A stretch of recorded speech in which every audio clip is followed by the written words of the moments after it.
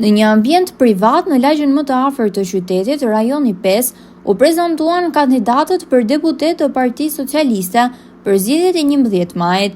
Lushnja përfaqësohet në këtë garë nga djemtë dhe vajzat të qytetit, të cilët kandidojnë për Bashkinë e Lushnjës në siglën e Partisë Socialiste.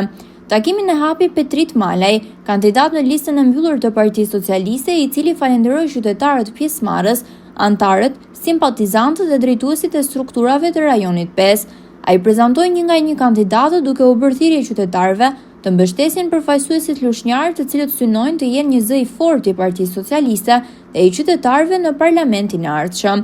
I pari që mori fjalën ishte Elton Korreshi, i cili prezantoi veten dhe falenderoi pjesëmarrësit, duke premtuar se do të jetë një përfaqësues i vërtetë i qytetarëve të Lushnjës.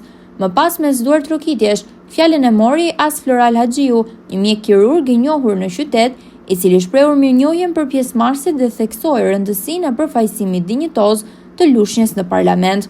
Kandidatja Kiduina Zaka, një zë i ri në politik, deklaroi se këto zgjedhje janë për qytetarët dhe se djemtë e Lushnjës duhet të përfaqësohen me dinjitet në kuvend, duke premtuar se do të jetë një zë i fortë për qytetin dhe qytetarët e saj.